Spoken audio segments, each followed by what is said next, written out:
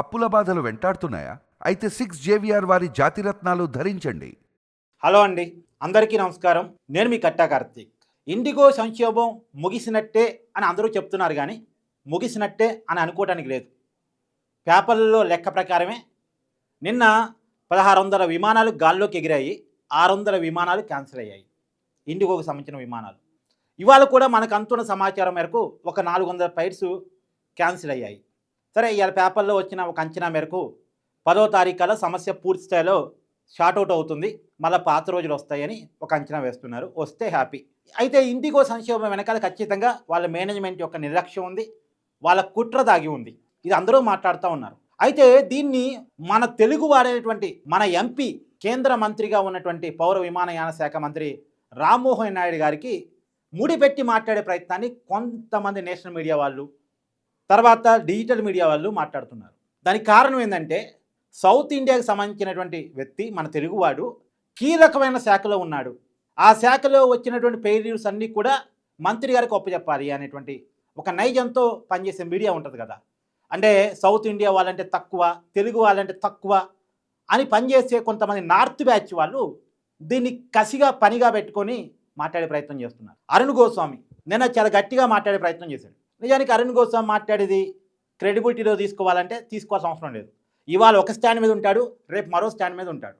మరి సూట్ కేసులు ఏమన్నా అంతే మాట మారుస్తాడా ఏమో నాకు తెలియదు. కానీ అరుణ్ గోస్వామి ఇవాళ ఒక మాట మీద ఉంటాడు, రేపు మరొక మాట మీద ఉంటాడు. ఒకే దానికి స్టాండ్ అయ్యే ఉండడు. అలాంటి అరుణ్ గోస్వామి నిన్న ఇండిగో సంక్షోభం మొత్తాన్ని కూడా కేంద్ర మంత్రి రామ్మోహన్ నాయుడు గారికి ముడిపెడుతూ మాట్లాడే ప్రయత్నం చేశారు.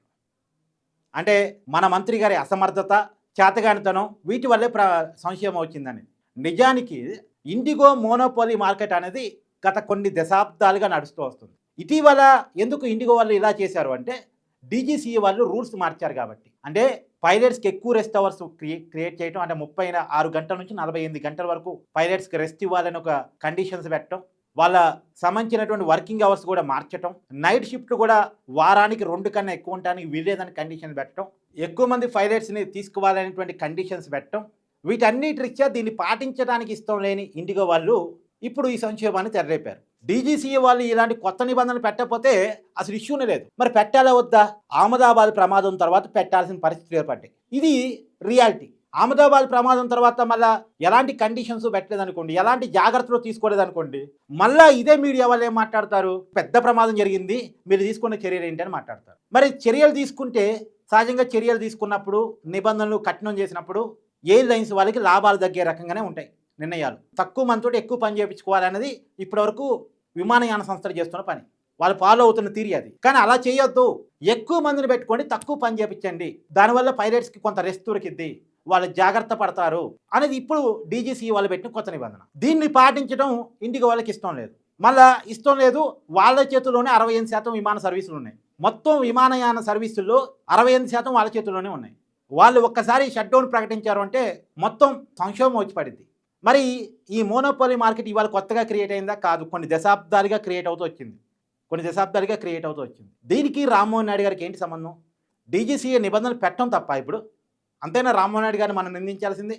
మీరు కఠినంగా ఉన్నారు, మీరు గట్టిగా ఉన్నారు, ప్రమాదాలు జరిగితే జరగనివ్వండి, జనాలు చనిపోతే చనిపోనివ్వండి, మీకెందుకు, చూసి చూడనట్టు పోండి అని మనం రామ్మోహన్ నాయుడు గారికి చెప్పాలి ఏమన్నా?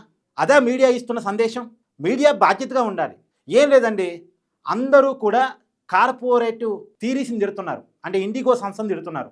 ఇండిగో సంస్థ తరపున ఒక్కరితో పుచ్చుకోవడానికి ఎవరో ఒకరు కావాలి. వాళ్ళ సూట్ కేసులు అందిన వాళ్ళు ఎవరో, ఇండిగో మంచిదే కానీ కేంద్ర ప్రభుత్వమే చెడ్డదని, రామ్మోహన్ నాయుడు చెడ్డవాడని ఒక ముద్రేస్తే వాళ్ళ ఖుషి ఏంది? తెలుగుని తిట్టొచ్చు, సౌత్ ఇండియాని తిట్టొచ్చు, మనోడు ఎట్టా కాదు, ఇండిగోని మనోడు, ఇండిగోని వెనకేసుకు రావాలి, నేరాన్ని తప్పును మొత్తం తెలుగువాడి మీదకి నెట్టేయాలి. ఇది వాళ్ళ ధోరణి. దీని మీద మీ కామెంట్ను కూడా తెలియజేయండి. Thank you.